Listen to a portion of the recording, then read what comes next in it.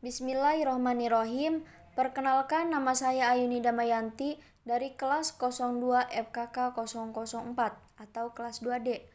Saya dari jurusan S1 Farmasi, Klinik dan Komunitas, Stikes Widya Dharma Husada Tangerang, tahun ajaran 2021. Tujuan saya membuat video ini untuk menyelesaikan tugas saya di mata kuliah Bahasa Indonesia dengan dosen pengampu Bapak Adi Nurhadi, MPD. Dalam video ini saya akan menjelaskan bagaimana sejarah perkembangan bahasa Indonesia. Semoga teman-teman yang menonton video saya dapat terbantu dengan apa yang saya jelaskan. Baiklah, sejarah bahasa Indonesia berawal dari Sumpah Pemuda 28 Oktober 1928. Bahasa Indonesia mempunyai fungsi majemuk, yaitu menjadi bahasa persatuan, bahasa negara, bahasa resmi, bahasa penghubung antar individu, bahasa pergaulan, dan yang tak kalah penting sebagai bahasa pengantar di semua sekolah di Indonesia. Bangsa Indonesia dilatar belakangi oleh beratus-ratus suku bangsa yang masing-masing mempunyai bahasa. Disebutkan dalam penamaan bahasa Indonesia diambil saat Kongres Nasional Kedua di Jakarta sebagai bahasa untuk negara Indonesia pasca kemerdekaan.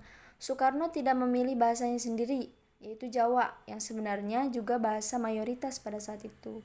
Namun, beliau memilih bahasa Indonesia yang beliau dasarkan dari bahasa-bahasa Melayu yang dituturkan di Riau. Lebih lanjut disampaikan oleh Rahayu pada 2009 bahwa bahasa kita yang dinamai bahasa Indonesia berasal dari bahasa Melayu, yaitu salah satu bahasa daerah di bumi Nusantara ini.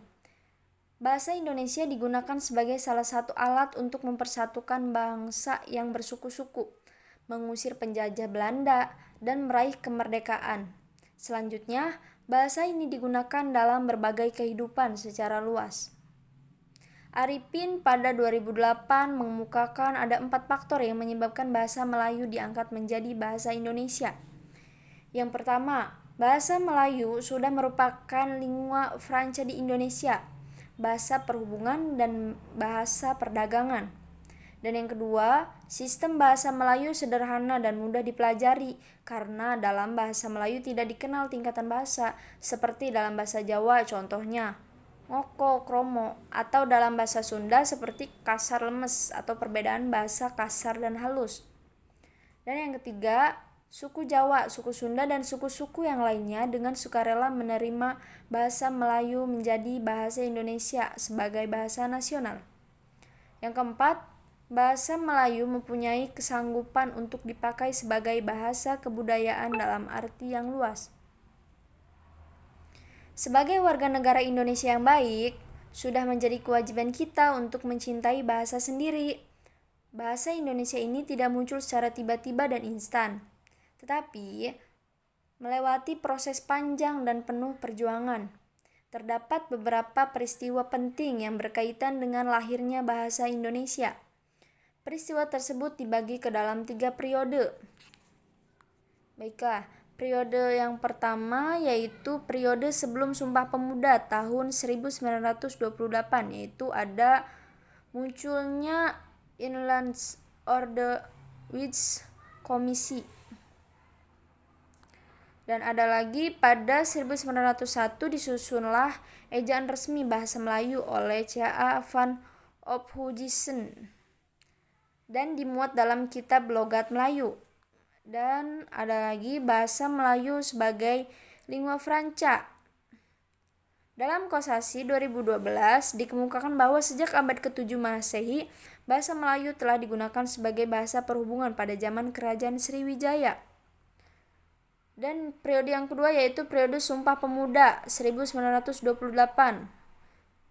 sampai Proklamasi Kemerdekaan Republik Indonesia 1945. Pada periode ini telah terjadi beberapa peristiwa seperti yang dikemukakan dalam Alek 2010, yaitu munculnya Trisaksi Sumpah Pemuda pada tanggal 28 Oktober 1928. Yang kedua, munculnya Angkatan Pujangga Baru pada tahun 1933. Dan yang ketiga, Kongres Bahasa Indonesia pertama di Solo pada tahun 1938.